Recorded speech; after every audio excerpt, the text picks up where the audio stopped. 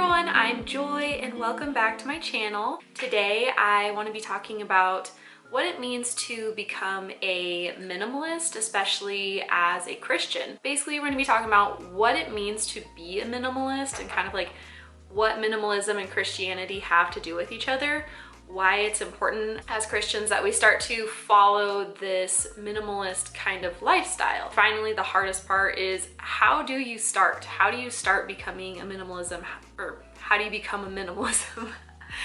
How do you become a minimalist? A little bit about my story and my journey is I would say I'm still pretty new to this journey. So I started learning about minimalism a little over a year ago. The main reason why I started learning about it is I was noticing that I had so much stuff. Like I was just kind of a messy person in general, and I've always kind of grown up pretty messy. Like honestly, to the point where sometimes it was like a gross messy. I'm not gonna lie, I'm gonna be honest here. Like that's what I want my channel to be all about, is just being honest and authentic. So yeah, I wasn't the cleanest person, and honestly, I'm still learning and I'm still working on that, but I feel like I've definitely come a long ways in just a year. And if I can just help someone else start their journey, that would be so awesome. And also, you know, incorporating minimalism and Christianity into the same thing, I think is really cool. And even if you don't share the same faith or identify as a Christian, I feel like these tips can still be really beneficial to you and really helpful if you are going down this minimalism journey. However, I am going to kind of incorporate my faith and my beliefs into this and how it all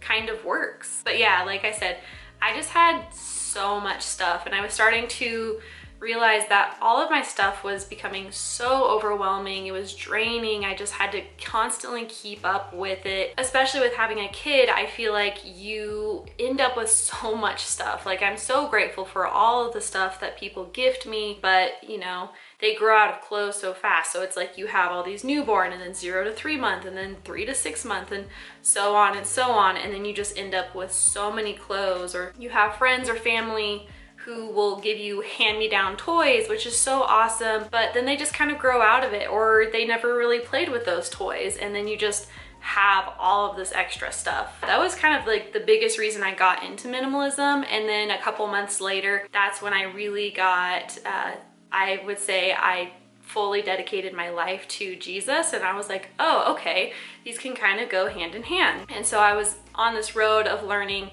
how to be a Christian, and also on this road of learning how minimalism works, and I feel like they just go really hand in hand. So we're gonna start off with, what is minimalism? For me, minimalism is kind of the same as simplicity. I feel like lately minimalism has kind of turned a little bit into more of an interior design or an aesthetic rather than a lifestyle. So to me, minimalism is the same thing as simplicity, and I'm gonna kind of like interchange those two because I think they kind of go hand in hand. Minimalism is about living a simple life, to live life in an intentional manner, and that the things that we have are simple and all kind of have a purpose to them. So for example, like I ended up with 3 whisks, and honestly, I don't need 3 whisks. I use 1 at a time and that's it. So choose the best one and make it serve its purpose. Simplicity is about a lifestyle of just peace and joy and not consuming as the world consumes. I feel like especially living in America or living in any sort of first world country, it's a very consumer-based type of world. Like it's always about having the next best thing and all of this jazz. And honestly, that's just not what life's about. It's not about having the next best phone or the next best clothes or changing your clothes every season and never wearing the same outfit again. I don't think it correlates with the Bible and living as Jesus lived. And another thing too about minimalism is I never want to make these videos with the intention of putting anyone down for having stuff, because I fell into that trap. I had so much stuff. Like we've gotten rid of so much stuff over the past year, and I still have a long ways to go. Like I'm looking around my room. You can't really see anything back here, but I'm looking around my space, and there's still so much that I need to declutter and so much I need to go through. With the journey of minimalism, you do have to have some patience. It will take some time, but it is so worth it at the end. So the why should we as Christians, or just even as people, choose a more minimal lifestyle. A lot of my why I'm going to relate to my faith. My personal why for why I wanted to choose this life of minimalism, especially when I became a Christian, I feel like our home is our sanctuary. It's where we go to pray, it's where we go to connect with God. And when we have this home that is just filled with so much stuff and so much clutter and so much distraction, like it's not a place where we can comfortably come to God. You have so many distractions around, or even when it comes to taking things in and you just are constantly consuming. As Christians, we're called to not be like the world. So Romans 12:2 says, "Do not conform to the pattern of this world, but be transformed by the renewing of your mind." To me, that means, like it says, like, don't conform to this world. As I kind of mentioned earlier, in America, our world and our society is all about stuff. It's all about material items. It's all about what's the next big sale, home decor. Oh, look at this new style. Oh, look at this and look at that. Look at the new phone. Oh, you have to have this, you have to have that. And it just goes on and on and on. And it's just so exhausting and it's hard to keep up with. So another scripture I'm going to share with you guys is probably one that I feel like a lot of people have heard, especially when it comes to money and material items or even minimalism and Christianity. It's Matthew 6:19. And it says, "Do not store up for yourselves treasures on earth, where moths and vermin destroy and where thieves break in and steal. But store up for yourselves treasures in heaven, where moths and vermin do not destroy and where thieves do not break in and steal. For where your treasure is, there your heart will be also." And I think that's just so important to realize that we don't need to be tied down by stuff in this world. I think it's so easy to get consumed by all the stuff around us. And I think there's a lot of freedom that comes from being able to let go of your stuff or not hold on to your stuff and have so much emotional attachment to things. There's one book that I really recommend called The Ruthless Elimination of Hurry, I believe it is, by John Mark Comer. But basically he was talking about that the more stuff we have, the less time and less freedom, less financial freedom that we have, because the more stuff that we have or the more stuff that we need, that's more time working because we need to afford that stuff. That's more time cleaning all of that stuff. Like, trust me, when I have been getting rid of all this stuff, it's so I can keep up with cleaning, because being a stay-at-home mom and trying to clean the whole house all the time and having too much stuff, I can't keep up with cleaning. I can't keep up with organization. And also maintaining and fixing and organizing and updating all of these items. Like, the more stuff we have or the more stuff that we feel like we need, the less time and the less money and financial freedom that we have in life. And one more thing that I feel like we are called to do as Christians is to be able to give up our lives, what we have, to follow Jesus. Like, all of his disciples, when he called them, they gave up everything that they had just to follow him. And there's a couple of, like, I know there's a couple of scriptures about, like, you know, a rich guy who came up to Jesus and he's like, "All right, Jesus, I do this, I follow all the commandments, I do this, I'm a good person." And Jesus is like, "Nice, okay." And the guy's like, "What else can I do?" And Jesus said, "Sell your possessions and give it to the poor and then come follow me." And then the rich guy was like, "Well, that's not what I wanted to hear," and walked away. And it's not necessarily to say that we shouldn't have possessions. That's not the moral of the story. The moral of the story is that guy put all of his possessions and all of his items and material items before God. Like, that was more important to him, and his comfort and his security on earth was more important to him than an everlasting life. As Christians, we shouldn't be putting our stuff and our comfort above God. Like, when we trust in God, he always provides. And that is so true to this day. For example, when I decided to become a stay-at-home mom, we weren't sure if that was the best idea because, okay, wow, we're going down to one income, but it worked for us and we were able to do it, and we have prayed and trusted in God, and he has always provided.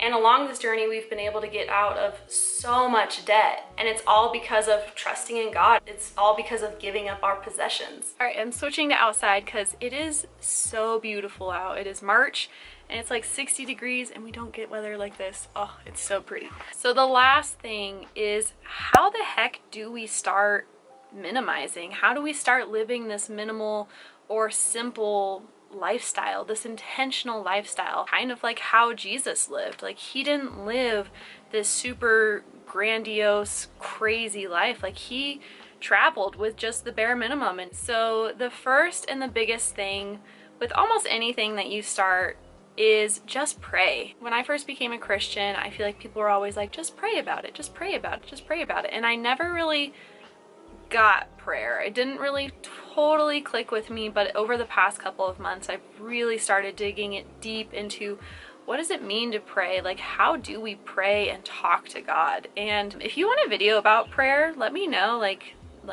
I know I'm still pretty new and I know there's still so much to learn in prayer, but honestly, like, I feel like it can be a little bit intimidating at first of like, what do I talk to God about? What do I pray about? But you can literally pray about anything, and that is why God is so cool. I think the biggest thing to pray for is to ask God to release you of your attachments to your things. Like, sometimes, I know for me personally, decluttering at first was really difficult. It was really difficult to let go of clothes because I was like, wait, I spent a lot of money on this thing. Like, I know I never wear it, but maybe one day I'll wear it. But it's like, I wore that a couple of times and I didn't like it, so why should I keep holding on to it? And asking God to lead you where to start, just being like, I don't know where to start. There's so much to go through. There's so much stuff that I have.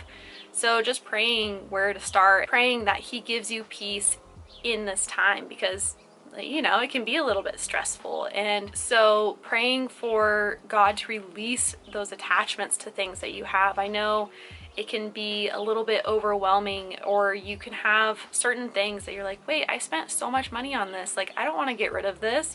Or, oh, this was a gift. I mean, I know I never use it, but I don't want to get rid of it. Trust me, I have been on that struggle. It is hard, especially when it comes to gifts. I am absolutely the worst at holding on to gifts, even if I don't use them, even if I don't really have a purpose for them. And a little hack for those is take a picture of that item and maybe set up an album on your phone and just put like gifts or, you know, sentimental items or something. So that way you always have a picture of that item, because as scripture said, moths and vermins can eat it, thieves can steal it. Like, so I feel like it's better to just have a picture of that item, and then once you give it away, you always have that memory cherished. Another thing to do is to just start small. Like, don't start taking everything out of everywhere and going crazy and trying to declutter everything at once, because it just might not work, honestly. But I would say a good place to start is clothes, because I know we all can be victims of having too many clothes, of shopping for sales that we probably shouldn't have shopped for, getting things that, oh, but it was $5, like, meh. So clothes is honestly probably one of the easier things, and I feel like we don't have as much sentimental value on clothes. Also, kitchen utensils is a really good one. Like I was saying earlier, I think at one point I had 3 different whisks. I didn't need 3 whisks. You end up with a bunch of just like random kind of utensils or a bunch of random things that you don't really ever use. Another good one is home decor. I feel like home decor is always coming in and out of season. There's always, sorry, there's children playing very loudly. But yeah, there's home decor is always coming in and out of season, or sometimes you bought something from Joann's or Michael's because it was super cheap. You're like, oh, but it's 70% off. I should get that. And then you don't really have a home for it. Like, those are kind of some of the easier things to start getting rid of. Another thing you can start doing is researching different methods. So there's so many different types of methods to decluttering. I will actually link in the description box. There's a site called Becoming Minimalist or Becoming a Minimalist. I don't know. I'll link it below. And he goes and talks about all of the different methods of decluttering. I think one of the most popular ones is the KonMari method. And I tried that a little bit, and it worked kind of. It was a really good place to start, but I really love her motto of, does this spark joy? Especially when it comes to things like clothes or home decor or just anything around your house that isn't really like a necessity. Because honestly, I'm not gonna lie, a whisk doesn't spark joy for me, but I need a whisk. So, but maybe which out of the 3 sparked the most joy for me, and then keep that one. And the thing about methods too is I feel like every method is gonna say that this is the absolute best method. And honestly, every person is different, so I might like one method and you might not like another, or you might just kind of like eventually come up with your own, which is kind of what I've done. I don't really have necessarily a method. I kind of like to do the room by room method. That works the best for me and it keeps me the most organized, honestly. I'll also link down below a YouTuber on here. Her name is Natalie Bennett. Last year she did a Messy to Minimal series and I really enjoyed that series. It was like right as I was starting to get into minimalism too, so it was really cool to kind of follow her along on her journey. She's also a Christian and I think she has a really good perspective and mindset when it comes around to minimalism, like that it's not about the number of items you have, but that every item has a purpose. And so if you need any sort of like decluttering motivation, she's a good one to check out. She's also from Washington State, so I like another Pacific Northwest girl. And then 2 more things. Be patient. Be patient, be patient with yourself. It is a journey. Like I said, I've been on this for a little over a year now, and I am still learning to be patient with myself. I'm still learning how to declutter things. I'm still figuring things out, and I still have a ways to go, and I still have a lot to learn in this process. Donate as much as you can. Give as much as you can. Giving is such an important part of our lifestyle as a Christian, and just even if you're not a Christian, giving, it's better to give than it is to receive. I want to be better at giving more to local charities or actually giving to the homeless themselves. However, I do give most of my stuff to Goodwill or Salvation Army, and I think those are awesome, excellent places to start with your donations, but later down the road, learning how to give to the people who are in need. So I hope this was helpful. I hope you learned a couple of things, or it just kind of motivated you to start decluttering a little bit. I am going to be having a decluttering series going on my channel. Be on the lookout for that. I think hopefully it should be done next week. I will have my kitchen declutter, if not next week, the week after. Yeah, comment down below if you have any questions, especially when it comes to faith and Christianity and minimalism, or if you have any questions about just decluttering in general. I would love to answer your questions, or if you want to see more minimalism style videos, let me know. And I would super appreciate if you subscribed, like this video, give me a thumbs up, and I will see you next week. Bye. Yeah, I'm so burpy. Wait, what was the word I had before that? Oh. Goodbye, forehead. Ooh, the plane. Ugh, why are all the planes coming by?